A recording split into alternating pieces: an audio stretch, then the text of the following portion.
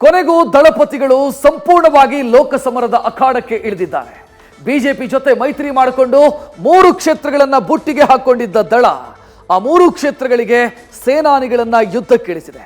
ಮುಖ್ಯವಾಗಿ high voltage ಕ್ಷೇತ್ರ ಮಂಡ್ಯದಲ್ಲಿ ಖುದ್ದು ಕುಮಾರಸ್ವಾಮಿ ಸ್ಪರ್ಧಿಸ್ತಾ ಇದ್ದು ಮೊದಲೇ ಬಿಸಿ ಏರಿದ್ದ ಅಖಾಡಕ್ಕೆ ಮತ್ತಷ್ಟು ಕಿಚ್ಚು ಹಚ್ಚಿಸಿದೆ.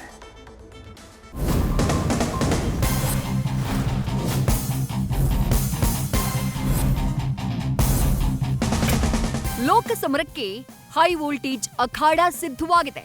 ಕಾಂಗ್ರೆಸ್ ವಿರುದ್ಧ ತೊಡೆತಟ್ಟಿ ಮಹಾ ಸಮ್ಮಿಲನ ಮಾಡಿಕೊಂಡಿರುವ ಕಮಲ ದಳ ಅಳೆದು ತೂಗಿ ಕ್ಷೇತ್ರಗಳನ್ನ ಹಂಚಿಕೊಂಡಿದೆ.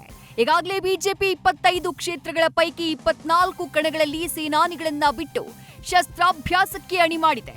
ಈಗ ಬಾಕಿ ಇದ್ದ ದಳಪತಿಗಳ 3 ಕಣಗಳಿಗೂ ರಣಕಲಿಗಳನ್ನ ರಣಾಂಗಣಕ್ಕೆ ಇಳಿಸಿದೆ. ಶಸ್ತ್ರಾಸ್ತ್ರಗಳನ್ನ ಕೊಟ್ಟು ಹೋರಾಡುವಂತೆ ತಿಲಕವಿಟ್ಟು ಕಳುಹಿಸಿದೆ.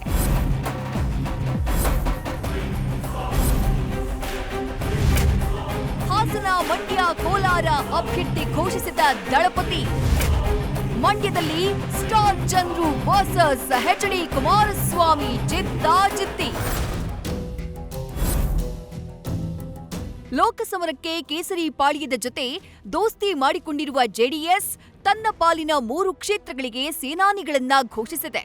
ಮಾಜಿ ಸಿಎಂ ಎಚ್.ಡಿ. ಕುಮಾರಸ್ವಾಮಿ ಇವತ್ತು ಬೆಂಗಳೂರಿನಲ್ಲಿ ಕೋರ್ ಕಮಿಟಿ ಸಭೆ ನಡೆಸಿದ ಬಳಿಕ 3 ಕ್ಷೇತ್ರಗಳ ಜೆಡಿಎಸ್ ಅಭ್ಯರ್ಥಿಗಳನ್ನ ಬಹಿರಂಗಗೊಳಿಸಿದ್ರು.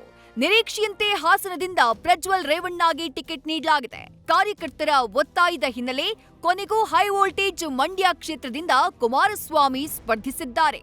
ಈ ಮೂಲಕ ಕಾಂಗ್ರೆಸ್ನ ಸ್ಟಾರ್ ಚಂದ್ರು ವರ್ಸಸ್ ಎಚ್.ಡಿ.ಕೆ ನಡುವೆ ರಣರೋಚಕ ಜಿದ್ದಾಜಿದ್ದಿ ನಡೆಯಲಿದೆ.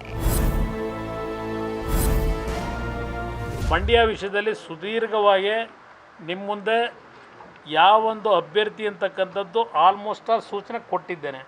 ಅಧಿಕೃತವಾಗಿ ನಾನು ಅನೌನ್ಸ್ ಮಾಡೋದಕ್ಕಿಂತ ಮುಂಚೆ ನಾನು ಮತ್ತೆ ಪುನಃ ಮಂಡ್ಯ ಜಿಲ್ಲೆಯ ಮಾಜಿ ಶಾಸಕರುಗಳ ಸಭೆಯನ್ನು ಕರೆದಿದ್ದೇನೆ.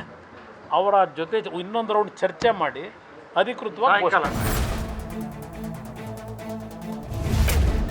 ಕಗ್ಗಂಟಾಗಿದ್ದ ಕೋಲಾರಕ್ಕೂ ಟಿಕೆಟ್ ಘೋಷಣೆ.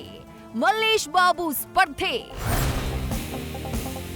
ಇನ್ನು ಕಗ್ಗಂಟಾಗಿದ್ದಂತಹ ಕೋಲಾರ ಕ್ಷೇತ್ರಕ್ಕೂ ಜೆಡಿಎಸ್ಗೆ ಸೂಕ್ತ ಅಭ್ಯರ್ಥಿ ಸಿಕ್ಕಿದ್ದಾರೆ. ಜೆಡಿಎಸ್ನಿಂದ ಮಲ್ಲೇಶ್ ಬಾಬುಗೆ ಟಿಕೆಟ್ ನೀಡಲಾಗಿದೆ. ಅದನ್ನು ಪ್ರಶ್ನೆ ಇಲ್ಲ. ನಮ್ಮ ಹುಡುಗ ಹೆಸರು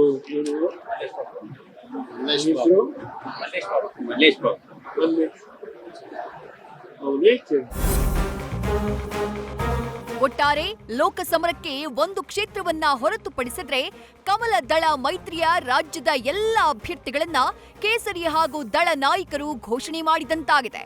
ಸದ್ಯ ಎಚ್.ಡಿ.ಕೆ ತಮ್ಮ ತಂದೆ ದೇವೇಗೌಡರಂತೆ ರಾಜ್ಯ ರಾಜಕಾರಣದಿಂದ ರಾಷ್ಟ್ರ ರಾಜಕಾರಣದತ್ತ ಮುಖ ಮಾಡಿದ್ದಾರೆ. ನಿನ್ನೆಯಷ್ಟೇ ಮಾಜಿ ಪ್ರಧಾನಿ ದೇವೇಗೌಡರು ಮೇಕೆದಾಟು ಬಗ್ಗೆ ಎಲ್ಲರೂ ಒಗ್ಗಟ್ಟಾಗಿ ಧ್ವನಿ ಎತ್ತಿ ಅಂತ ಹೇಳಿದ್ರು.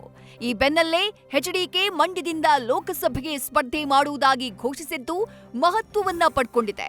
ಈ ಮೂಲಕ ರಾಜ್ಯದ ನೀರಾವರಿ ಸಮಸ್ಯೆಗಳಿಗೆ ಪರಿಹಾರವನ್ನ ಒದಗಿಸೋಕೆ ದಳಪತಿ ತಂತ್ರ ಹೆಣೆದಂತೆ ಕಾಣಿಸ್ತಾ ಇದೆ. ಆ ಬಗ್ಗೆ ಅವರು ಪ್ರಾಮಿಸ್ ಕೂಡ ಮಾಡಿದ್ದಾರೆ. ಒಂದು ವೇಳೆ ಕೇಂದ್ರದಲ್ಲಿ ಜಲಶಕ್ತಿ ಇಲಾಖೆ ಕೈಗೆ ಸಿಕ್ಕರೆ ರಾಜ್ಯದ ನೀರಿನ ವಿಚಾರವಾಗಿ ಬಹುಮುಖ್ಯ ನಿರ್ಧಾರ ಹೊರಬೀಳುವ ದಿನ ದೂರ ಇಲ್ಲ. Harish, political bureau, news first.